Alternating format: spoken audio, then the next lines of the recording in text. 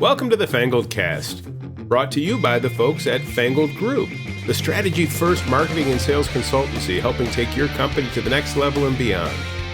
We help our clients convert every touch into voracious advocates for their brand. Everybody, welcome back to the FangledCast. Glad to have you here with my new contact friend, a cohort in crime, Karl Hindle from the incredible WellSpring Digital company. And I always love these topics because it's really the center of almost everything we do at Fangled, which is the difference of knowing and working through strategy before we start talking about tactics. So I'm going to start by asking Karl to introduce himself, give a little bit of background to who he is, what his company does, and then we're going to dig into the difference between strategy and digital marketing and tactics. Karl, say hello. Okay, well, I'm Karl Hindle. Carl. Yeah, pardon my British accent, imported into the US for gardening and housekeeping duties by my wife. WellSpring Digital, the company I formed 4.5 years ago. I'm personally a hardcore search engine optimization guy, but the company has grown and morphed into a full service digital marketing agency. What that means is website development, hosting, through to search engine optimization, paid search, including on social media platforms, content marketing, email and marketing automation, and all that lovely stuff. What else do you want to know? I don't know if you know this, but in the United States, a British accent gives you a perceived 3 extra IQ points over all other people. Trust me, I know. It has got me into a lot of trouble and gotten me out of it. Well, welcome to the FangledCast, Karl. I'm glad you're here, Karl. As we joke, hey, strategy as opposed to tactics in digital marketing. How do you define the difference? Well,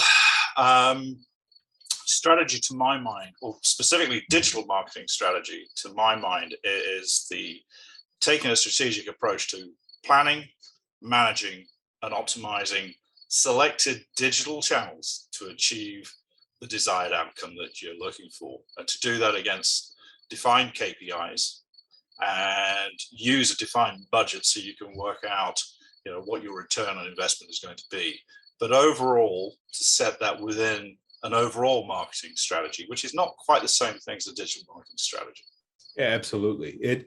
One of the things that comes up for us all the time as we inherit clients that have gone the tactical route and they've got a beautiful website and they've got SEO strategy to drive people to the website.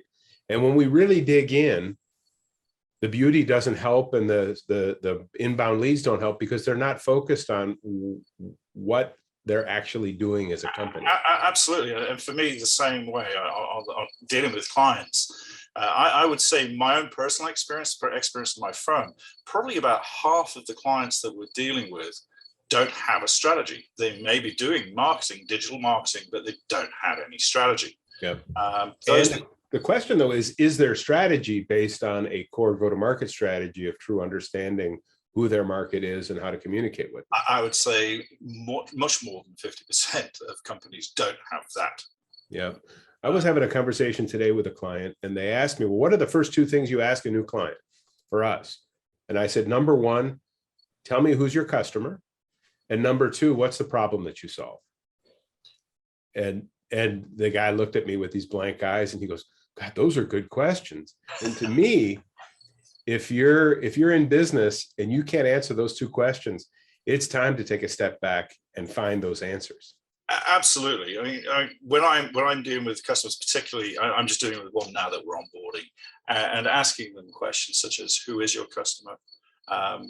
Where are you? Where do you think you fit right now as your brand? Where do you think you're positioned right now? And you're getting very either blank looks or you get a very misconstrued, not evidence supported by data opinion as to where they think they are. And of course, when you start diving into it, they're usually shocked, stunned, and perhaps disbelieving at first that where they actually are in truth is not where they think they are.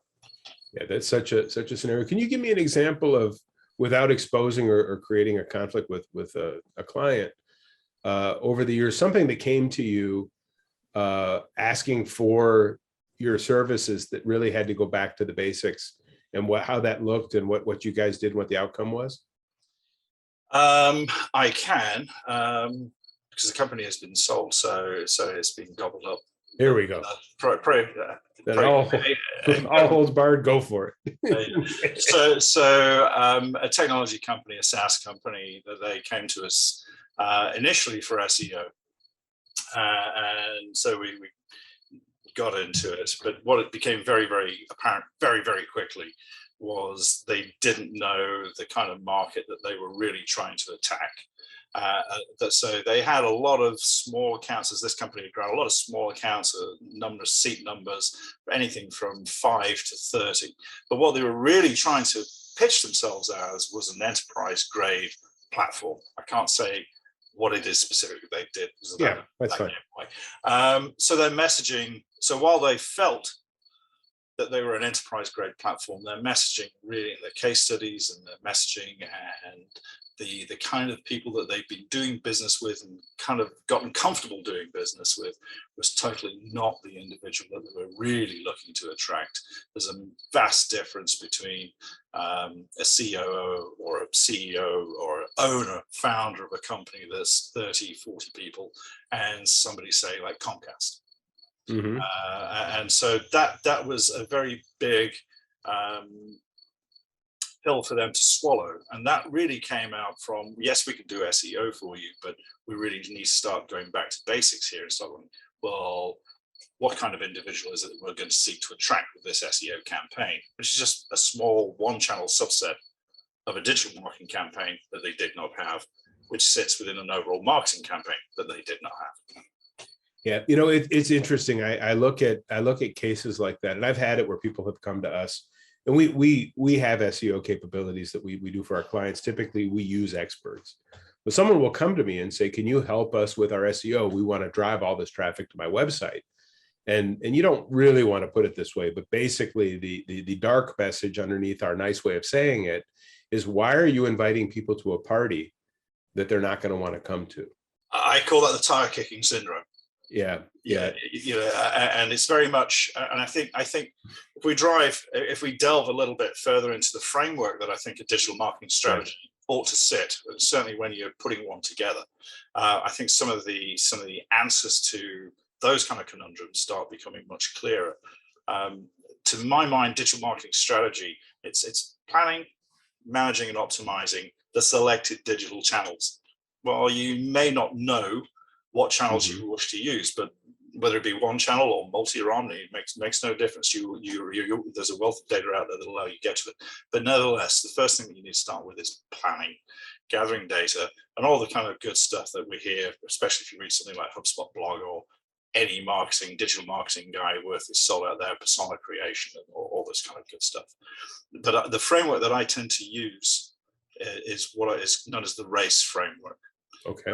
You're looking for reach. How are you going to reach out?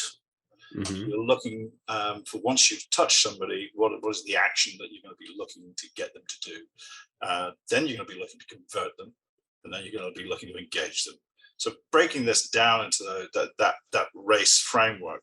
So reach may be using SEO, using social, whether it be organic community building or using paid ads or email.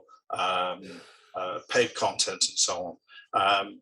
You're looking then to engage people, and then they're exploring the problem that they may not even know that they have, but that's why it's important, as you were saying, what is the problem you solve? Because a lot of people don't know that they've got a problem that's got a solution.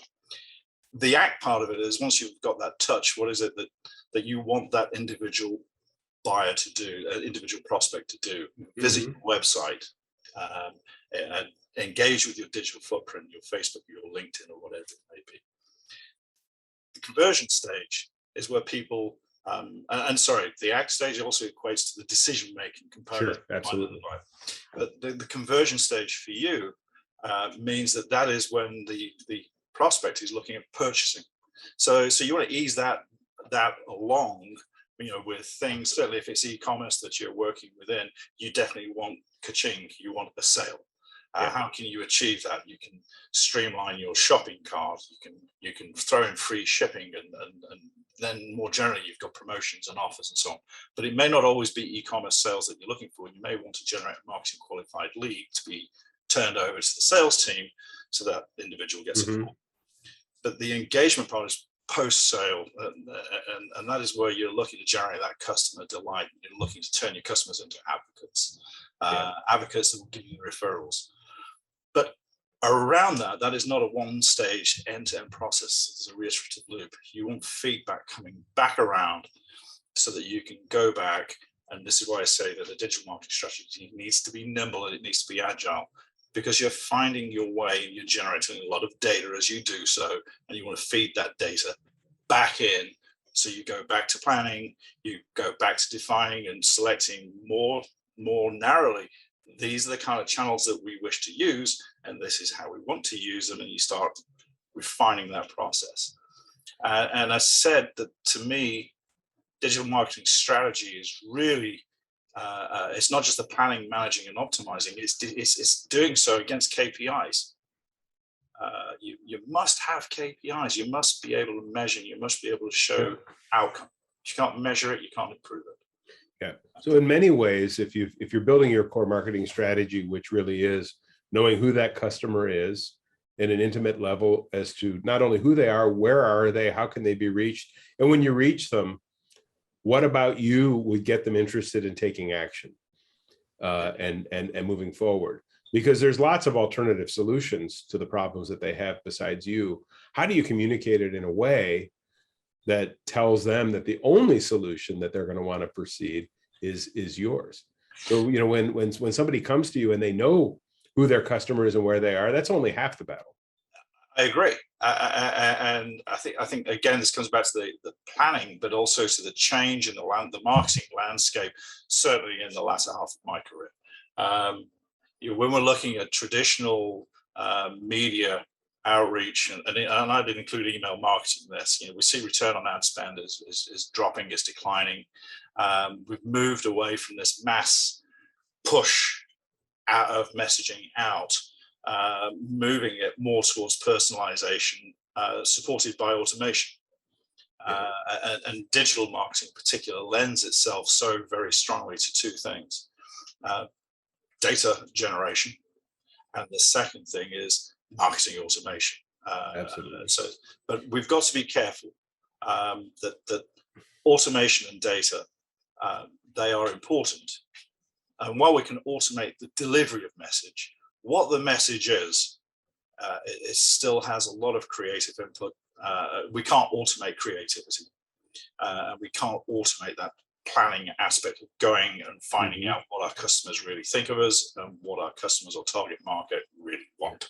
Yeah, well, we're going to go old school here at Fangled. We're going to start a new smoke signal and drum beating marketing program. So that's our old Fangled, not the current Fangled. Old Fangled. This is new. Yeah, this is current Fangled. We don't do any of that.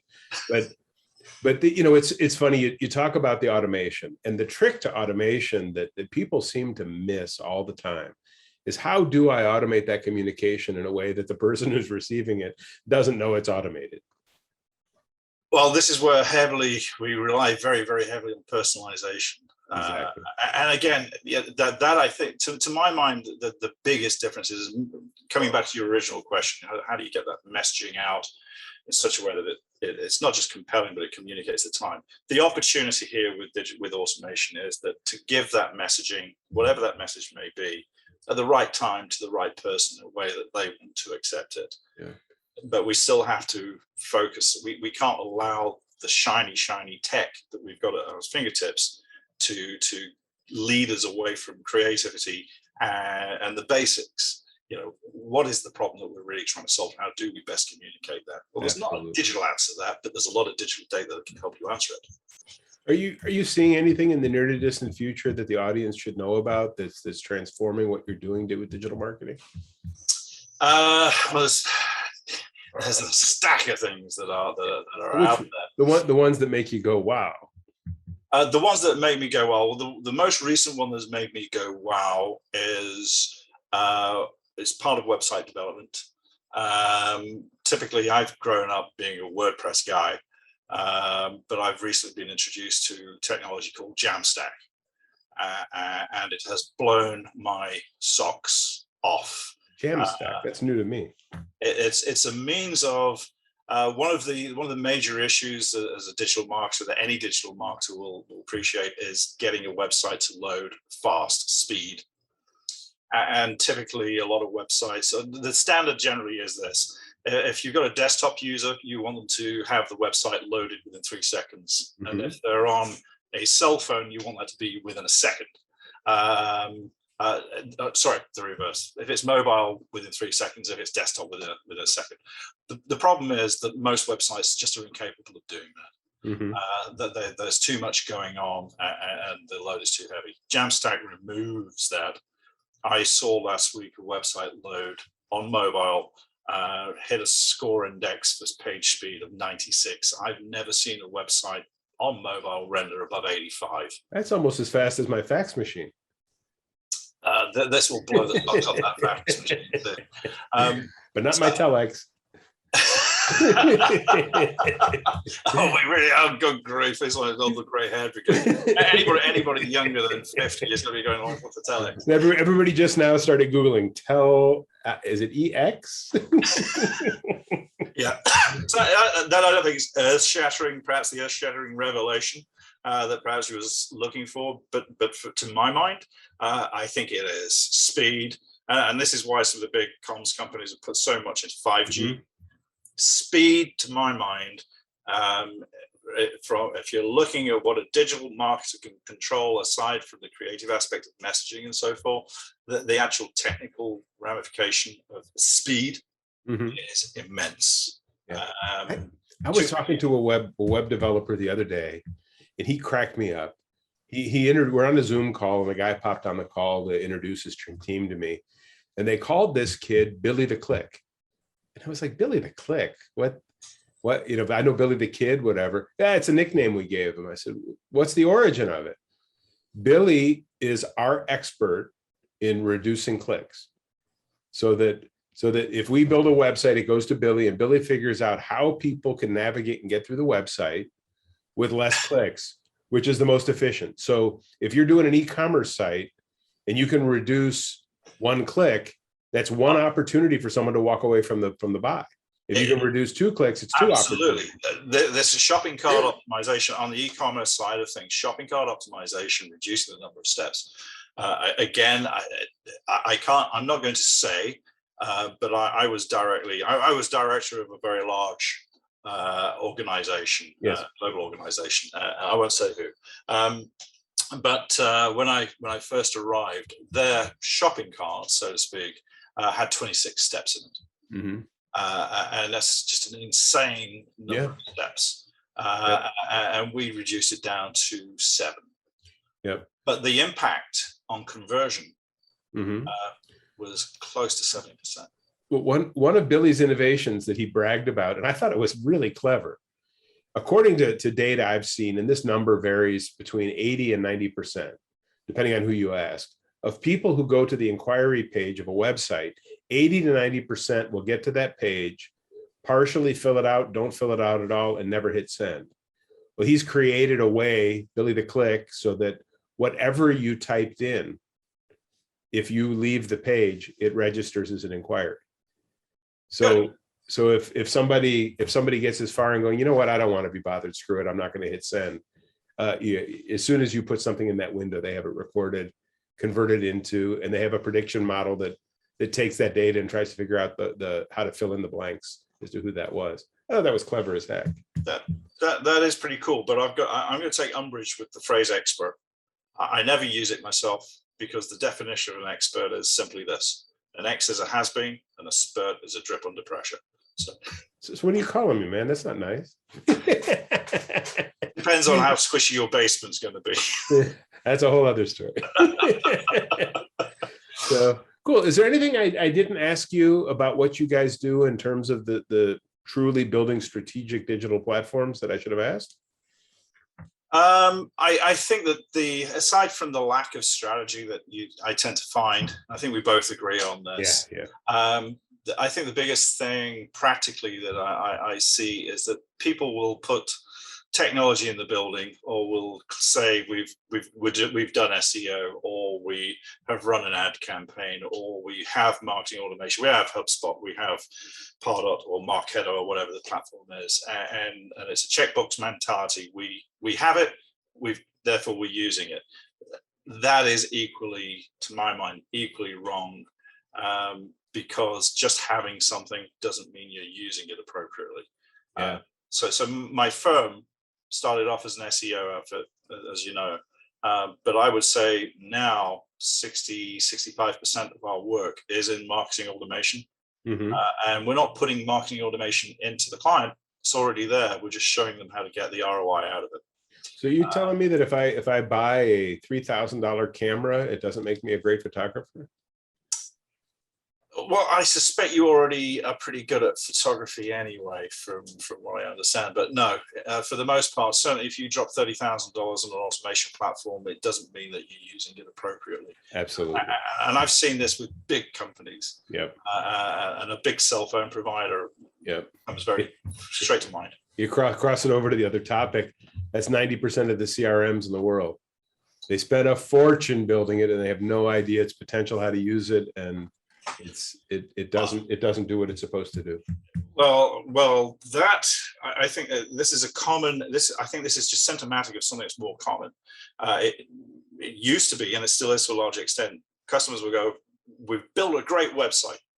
It looks brilliant. It's perfect," but they don't think about how they're going to get people to come and visit and interact with it. Yep. And the same kind of thing is we've been sold an automation platform or a piece of tech. In this case, marketing automation, and it looks great, and the demos are fantastic, and the dashboarding that can report on is great, and so on and so forth. But a lot of people don't realize that you're going to need somebody who knows how to wrangle such a system, such that you will get the ROI back out of it. It's not marketing automation platforms are not something to throw on the intern's desk and walk away, because they usually drown. Yeah, if you ever want to have fun when your IT guys are implementing a new ERP, on about the fourth day of the implementation, go by the guy's desk and go, hey, Maynard, did you turn the ERP on yet? See what he says. Yeah, well, if he's been in corporate world for any length of time, he'll probably just look at you straight in the eye and say, well, the project has not regressed since we last spoke. All right. Well, thanks so much for coming on. This was a lot of fun, and I think some great information for the FangledCast crowd, which is, three old guys who, have nothing better to do than listen to my nonsense. Oh, 4. Oh, now we're up to 4? Hey, we're getting an audience. No, all seriousness. Thanks so much. And the folks at home, if you enjoyed the FangledCast, don't forget that whole subscribe, like, share, fax to an old person who doesn't have the computer so he can listen to the audio version. And we will be back. Any last words, Karl, before we say goodbye? Thanks for having me. Look forward to coming back again. It was really a pleasure. Bye, everybody. Have a great one. The FangledCast is brought to you by the great people at the Fangled Group, where we help you convert every touch into voracious advocates for your brand.